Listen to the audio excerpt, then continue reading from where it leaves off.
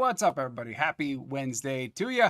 Just sitting down for a little bit to chat about the Green Bay Packers and what happened at practice today. Matt LaFleur got done with his press conference just a little bit. We found out some of the details about the injuries.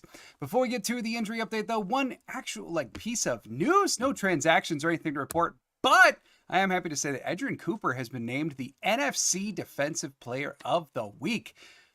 First Packers rookie to get that nod since Clay Matthews way back in 2009, I think it was. So huge development for Edgerrin Cooper. Taylor, what's up, Taylor? How you doing? Saying, I don't see no Lloyd. In terms of Marshawn Lloyd? Yeah, no, because he's not practicing yet. They have not decided, I don't believe technically speaking, to open up his window, but yeah, he has not been practicing at all yet with that ankle. And LaFleur hasn't been asked about him specifically, but from the silence around this, I wouldn't count on him being back any day. Kevin Kebbles, what's up? Hey, Kevin Kebbles, what's up? All right, so let's get to all of those injuries. It's a lengthy list today. Here we go. Limited being Ballantyne, Clark, Wyatt did not practice, being Jair Alexander with the knee, Josh Jacobs with the ankle, Alton Jenkins with the glute, Jordan Love with the groin, Josh Myers with the wrist, Rasheed Walker knee, and Evan Williams hamstring. Yeah, a little bit longer of a list than you want. But there is also a little bit of it was Wednesday, first real practice of the week. And even Matt LaFleur said that they have to see how some of these injuries evolve over the course of the week. For what it's worth, when it comes to QB1, he was asked at his locker, do you think it's feasible that you could play? He said, yeah, absolutely. It was more like LaFleur was yeah, let's pause, make sure you're good first. In terms of everyone else, LaFleur was asked about, hey, with a list this long, are you going to modify practice, do less reps, anything like that? He said, well, you're always kind of tweaking, but nothing transformative to the way that they're doing things. They just got to persevere through these injuries. And I have a feeling a big part of this long list is the fact that it is Wednesday and things will change throughout the week. Taylor, what you got? We need to trade for some new and give them Ballantyne and a third. Yeah, I think you're talking Newsome. Probably not. Look, Newsome still has a guaranteed another year on his contract. And frankly, I know he's one of the larger names out there, and I would love for them to acquire in a corner. Newsome's kind of sucked this year. Just throwing it right out there. Cleveland does have some, they've used him in some versatile ways between inside, outside, but he hasn't been great. I'm not going to lie to you. I haven't watched a ton of Cleveland Browns stuff because why in the world would I? But when you're looking at basically any metric that out there, it has been a rough go for Newsome, arguably the worst year of his career thus far. So I don't know. I just don't see that one happening unless they bring him in as a reclamation project. Patrice. What's going on with Lloyd? It's still that gosh darn ankle, Patrice. The reality is he's still out, still technically on IR, still not practicing. And even for their other IR player, in case you're wondering, Luke Musgrave, he's only been out for 3 games thus far. He's got 1 game to go yet on his IR designation. So with the radio silence around Lloyd, I don't know when he's going to be back. And when it comes to Musgrave, we've got to wait at least 1 more week before he may be back as well. So with the trade deadline coming up, it's next week, obviously. I do think, I just want to say, I do picture Brian Gutekunst being a little bit more aggressive this year. Everything that he's done, realistically, from roster cutdowns through now, has not been the patient GM that says we have a really young team and we're not going to go for it. That hasn't been him this year. And there's been things in the past that he's tried to do, right? Thinking about Will Fuller, Chase Claypool, and amongst others, right? I just feel like this isn't the year where Gutekunst is going to sit back and just be comfortable not getting the guy that he really wants. But with that being said, he's not going to be stupid, and it's got to be someone that he really wants. So I do think the Jamin Davis signing to the practice squad yesterday, that very well might have been a step towards cleaning up their linebacker problem. Also on that note, should throw this in there too, Quay Walker did practice in full today. He's officially cleared from concussion protocol. And Matt LaFleur said that Quay would be back for his starter's worth of reps now that he's back. So Whether you're happy about that or sad about that, I'm just reporting what was said. Quay Walker will be back for his regular allotment of snaps. Kebbles. I think people forget how rare good corners are. Yeah. The rush to replace is wild to me. Well, I get wanting to bolster the position. I mean, keep in mind, there was a very large sect of people that wanted corner to be a higher priority in the draft for the Packers than it was. I was one of them. I just felt as though the depth wasn't maybe as good as they were saying that it was, and now we're kind of winding up in the spot. Thus far into the season, I think we could say a couple things. One, in terms of Eric Stokes, it really doesn't look as though that rookie year ability is coming back. And sure, it's there in flashes, but he's not playing with any level of consistency that would warrant this unequivocal, like, let's throw a lot of snaps at him. And then you got Carrington Valentine, who, when he was healthy in camp, had a pretty promising camp, obviously coming off of a strong rookie year, had the one game earlier in the year where he outsnapped Stokes, then he got hurt, and then he just isn't playing. And there has been no answer from the coaching staff specifically as to why we haven't seen Carrington Valentine play more and more. And now all of a sudden we're winding up with depth issues. Nixon is playing on the outside. And so yes, is it impossibly difficult to find a good corner? Yes, totally. That would still be a position I would circle and maybe be the one that I would pursue the most. Taylor. Brown's defense has been bad all season, though. As a whole, he's better than Stokes. Well, okay, I'll give you the Browns' defense has been bad. Yeah, really the only thing that they've got going for them has been their pass rush with Garrett and Zadarius Smith. And even I was looking at one interesting player earlier, a second-year guy, Isaiah McGuire, who's doing some nice work for them in the pass rush as well. So in that realm, they've been okay. But yeah, the secondary's been kind of a mess, and Newsome has just gone right in with that. In regards to Stokes, is he really better than Stokes? I mean, yeah, I could get with that argument, but better enough to warrant the cost.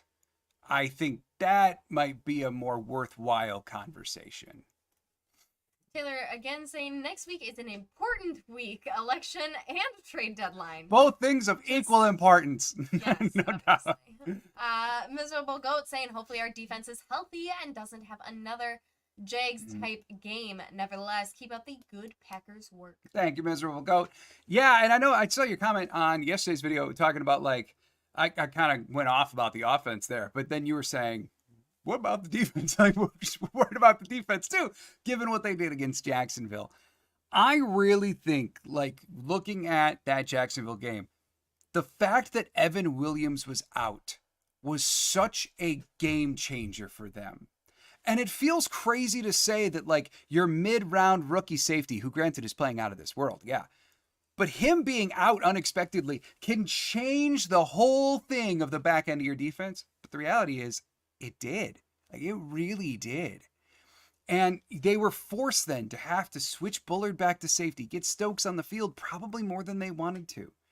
And that it really did kind of fall apart there secondary-wise. The other thing was I wasn't thrilled with some of the coverage changes that Hafley did. I mean, he did roll out a number of different coverage plans compared to what he did versus the Texans and versus the Cardinals.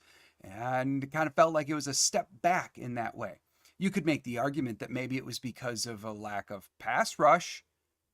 Yeah, I could entertain the thought. I wouldn't say that unequivocally, like for sure that's what he was doing.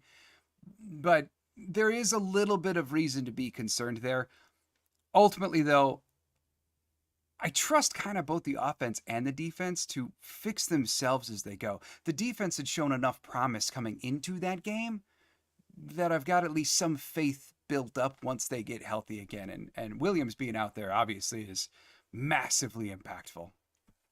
Kevin Kebbell saying this defense is hard to play, like the drop off from Alexander, and I still can't believe I'm saying this, Nixon is jarring. Yeah, and for all of the positive development that we had seen from Nixon over the last 2-3 weeks, a lot of it evaporated against Jacksonville. It wasn't just Stokes that was not great in coverage against Jacksonville. Keyshawn was right there with him. In fact, I think combined they gave up a QB rating of 130 something off the top of my head. If that's the right number or not, I know it's around there and obviously not good enough, right?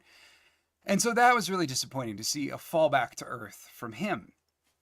I still think the best defensive personnel that they can roll out is going to be their big nickel, with Bullard in the slot, with Williams at safety, and even, God forbid, Nixon on the boundary corner, if he could play like he did the couple weeks prior. But I still think that's the best thing they can do. But you're right. I mean, anytime Jair Alexander is going to miss even a play, the defense is going to look completely different. Jair's playing incredibly well right now. Just hope Gooten makes an impact, and I hope Trump wins. I heard they've been cheating. I hope this is not like 2020. We're talking about the Packers. We're not touching that with a 10-foot pole, Taylor. You know that. But I will say, hoping Goot makes an impact, let's say this. I do think he's going to be more aggressive this year than he otherwise would be. But I don't think he's going to be dumb either. That's just not the type of GM that Goot is. He's not a sell the farm type of GM. But at the same time, I'm going to say I think he's going to be a little bit more aggressive this year because of his lack of patience with kicker, because of his lack of patience with Sean Clifford and going out and getting a Malik Willis. Like, these are uncharacteristic things from Goot over the last couple of years that he had no hesitation in doing this year. So I think maybe those trade proposals in the last couple of years that maybe fell a little bit short, maybe they don't fall short this year. Maybe Goot's more willing to throw in the extra day 3 to get a deal done, or more willing to outbid someone in order to get something done. I don't know for sure, but that's just kind of the inkling that I've gotten anytime that Gutekunst has talked this year. In terms of targets, like, I think the idea of trying to go and get someone on a rookie contract yet, probably a bit out of reach. Teams are always going to charge way more of a premium for those kinds of guys versus vets that are probably a little bit easier to bring in. So I think one guy, if you're looking at like a pass rush type area, and I'll talk about this more next week, would be like Chase Young from the New Orleans Saints, who you could say has been more productive than any Packers pass rusher outside of maybe Devontae Wyatt, who missed a month. Maybe he's one that they could get from New Orleans. So I think that's the kind of player that you're looking at. Not so much guys that are 24, 25 still on rookie deals and have cheap years left, or ceilings to go, I should say. All right, Janelle. Really good question. Should Wilson keep the green dot even with Quay back? Should he? Yes. Will he? I don't think so. I think they're going to give it right back to Quay. In fact, I think the way that they kind of used their linebackers this last week, I think Quay coming back is going to wind up being at the expense of Eric Wilson's snaps. And I don't enjoy saying that.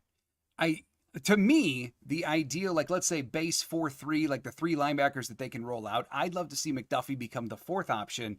I still think Quay has his place. Maybe not so much in the middle. I'd probably put him at will. But you could roll out the 3 set of like Cooper, Walker, Wilson, and then a McDuffie be your next man up. I think, though, they're just going to put Quay right back where he was, which may relegate Wilson back to being the 4th guy. Kevin Kebbell saying, I think our offense will score plenty versus Detroit, but blitzing Goff this year seems to be bad news, and that's the only way we get real pressure. Blitzing Goff has been bad news if the blitz doesn't actually reach to the pressure stages. Because Goff, with pressure, is still not nearly as good of a QB as when he's been kept clean. So I guess I would just say I would expect the Packers in this game to blitz. I don't think they really have much prayer of generating a pass rush if they're not blitzing. So I think they are going to blitz. I think we might even see a return from a couple weeks ago, some of the stuff that really had Stroud in purgatory, a lot of the like stunts, switching, that kind of thing that we saw on the line. I wouldn't be shocked at all if we see that make more of a return against Detroit. But if you're going to send those extra guys, they better be impactful. Because Ben Johnson, Jared Goff, that litany of wide receivers that Detroit has, even without Jameson Williams, they will absolutely make you pay if you don't get home. And that's what we've seen from Goff this year. That's where he's been effective. It's where Jordan Love was insanely effective last year and then not so much thus far this year. Maybe the injuries got something to do with it. So there's kind of like a lot bigger of a picture to look at. I still think they're going to blitz a ton. It just has to get home, or else they're just wasting bodies. And that would be the fatal mistake. Taylor's saying we got 2 positions to fill, pass rush and corner. You see other contenders make trades to boost up whatever the problem. You can get a young stud if you trade Preston Smith. Maybe. I mean, I've seen the reports about like there being some interest in Preston Smith. I don't think the Packers are going to want to move him. Just because, like, look, I think is he still the oldest guy on the team? He might be technically second oldest guy now. But, like, beyond that, he is still one of their vet leaders. And plus, I know Preston hasn't been impactful from the pass rush standpoint. He still is probably, Gary's gotten better, but he's still probably their best run-stopping edge player. And they're not going to give up on that, especially when other defenders are having great difficulty defending the run again. So I'm just not sure that I see them waving goodbye to Preston. Although I will say this offseason is the first offseason that really contractually makes sense to begin to move on from Preston. And maybe that's when we'll see it. I just don't know as if we're going to see him move. To your other point, though, about the 2 positions to fill, though, I do think corner is a place where they certainly could look, especially with Robert Rochelle now being out of game day elevations off of the practice squad. They're not going to love that for their depth purposes. But pass rush, I could see them doing that as well. And I think maybe Jamin Davis, adding him to the linebacker room eventually once he's off the practice squad, that may have taken off the need for linebacker, because those are kind of the 3 that I would have said coming in. Gary saying, let's run the ball, eat the clock, and try to stay with them. So important to start fast and have a good first half. I very much agree with that. The thing with running the ball. So just a little teaser for you about Detroit. In terms of run defense, this is all on the year, not just the recent trends on the year. In terms of run defense, they are 5th in the NFL. Pass defense, 27th in the NFL. Now, part of that is because teams have to like throw a lot against them to catch up, but still 5th, 27th against pass. In terms of their offense, running the ball, they are 6th in the NFL. Passing, 11th in the NFL. In terms of turnover margin per game, they are the top team in the NFL. They have usurped the Green Bay Packers to take that from them. They're now 1st. And in terms of penalties, they are 23rd in the NFL. Just a little teaser for you about Detroit. So the thing, and I've seen some people say, like, well, if Jordan Love isn't full go, maybe this is actually not a bad week to put Willis out there and do the run heavy, like even high school element game plan that LaFleur did so well with weeks 2 and 3. The thing is, though, Detroit is insanely good against the run. And really, it's kind of been shown that the best way to beat Detroit is actually like with a fully flourishing pass game, which is, of course, tougher to do. The other side of the coin, yeah, you'd love to run the ball to keep Detroit off. But the reason why they're so good is because it just doesn't work. So I'm skeptical of that plan for this week. I'm inclined to say the Packers have to go with their more traditional offensive scheming, much like we saw against Detroit like Thanksgiving last year. That's kind of the way that I would lean, Gary. Cameron Campbell saying that Young takes place off. Yeah, I'm good personally. I know I'm critical. I know. Fair point. Fair point. But nonetheless, even with those plays taken off, he's like more productive than any Packer pass rusher this year. So, yeah, I mean, if you're looking for a guy, I guess he's just an example to me. And I know others have talked about him a lot, but it's just kind of because he's one of the obvious examples. If you're looking around the league for guys that might get traded for Green Bay, it's probably guys like that. Guys that are at least like in the league for a few years, kind of off of their rookie contracts, still in shorter deals, guys looking to prove themselves a little bit. Or I think you're looking something like the Whitney Merciless signing from a couple of years ago. Granted, that was a signing, but a late stage player who's looking to come in and contribute on a contending team. There, I think after the deadline, we'll see the Packers pick up a couple of them. That has been Goot's MO rather consistently. Kebble's also saying we need more rushers, not less. Herman and company pointed out just now that his swim move, ironically, the best pass rush move versus his assignment this game. WW need more rushers, not less. Oh, are you talking about Preston? In terms of like trading Preston? Yeah, I'm inclined to agree in that regard.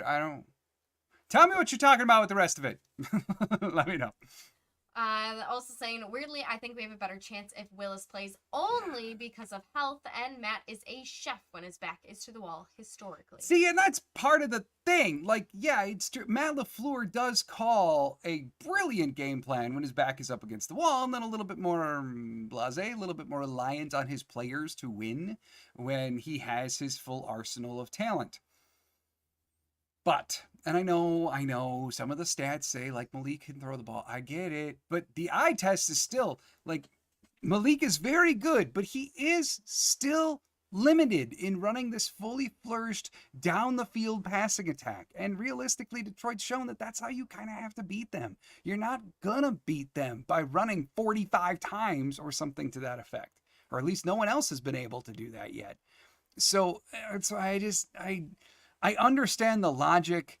Me personally, I don't know as if I can get with that. I think it goes against what's been shown. Kevin's also saying Lions are going to come in pissed off. They closely held a grudge against the Cowboys. Imagine the Thanksgiving's hurt feelings are still there. Potentially. I don't know as if I can, they got enough to worry about. And too, I mean, even when Campbell was asked this week about like going to Lambeau, I know you saw this, but he said like his big thing in giving advice to the players is that they walk out into Lambeau and just enjoy it. Embrace Lambeau, embrace the history. Most important thing he said was their shoes. And he wasn't even talking about cleats. He was just saying like, enjoy, be rooted in the ground, enjoy the moment. So I don't know as if these two teams hate each other enough to carry over a year rivalry. This isn't the Vikings. This isn't the Bears who chant like the pack sucks at every single win they have ever because they never win anything meaningful. Like, so it's not that. I don't know. The Lions, to me, they're still lovable losers. That's so. All right. I do believe we are caught up. So there you go. There's your injury notes for the day. Now on Friday, I'll be back doing a much more in-depth deep dive. I'll expand upon my thoughts a little bit more for Packers versus Lions with all the numbers and all the data that I normally have to show you what's going on. So that's going to be on Friday. And then, of course, join us for the watch party. It is a 3:25 Lambeau Time game on Sunday. It's one of the later slots, so make sure that you have your calendars adjusted for that. And don't forget daylight savings time too. Don't like if you live in a state that affects all that, don't forget about daylight savings, then tune in at the wrong time. Remember that. All right, got a couple more and then we got to jump. Cowboys. How vulnerable are they to tight ends? Off the top of my head, I think average, but that is, I'm not gonna lie to you, I haven't looked in by a position analysis yet, so I think average though, off the top of my head. John Mark Liddell saying post-nuptial congratulations for y'all's return to the internet. Packers win, go Pack, go. Thank you, John. We really appreciate it. Thank you. Patrice saying Goff has an ankle injury during practice. Yeah, he didn't practice today, but he was asked at his locker what's going on with the ankle. He said, like, it's sore, but he's fine. So that kind of squelched all fear in Detroit that he wouldn't go. Like, it sounds like he'll be back in some kind of limited capacity tomorrow. And why? New York Packer Becker saying best free agent pickup this year, Jacobs, Willis, or McManus. Ooh, McKinney. I was gonna say, I gotta go with McKinney. Let's see. If you're talking, I gotta say McKinney is the absolute top one. There you go. I gotta go with McKinney being the top one, and then Jacobs, and then Willis, and then McManus. McManus, we need that longer sample. It's been 2 games. It's been 2 brilliant games. Still need a bit of a longer sample before we say, like, his signing has been impactful as their backup QB who's won them multiple games, or their stud running back who's on pace for over 1,600 scrimmage yards, or the dude who's trying to set records for interceptions and is in Defensive Player of the Year conversation. So McManus is doing good. Don't get me wrong. But, like, the other guys are doing really good. Oscar, what's up? First time subscriber checking in from South Texas. Go Pack, go. go. Thank you, Oscar. Appreciate it, man. Thank you. Really appreciate it. And you tuned in just in time for us to jump on out of here. So there's your injury update. We'll be back on Friday detailing Packers versus Lions. All details, all stats, all nitty gritty to get you ready for Sunday. Thanks, everybody. Thank you so much for joining us here. We got a little dude to go pick up, so we're heading out. But as always, go Pack, go.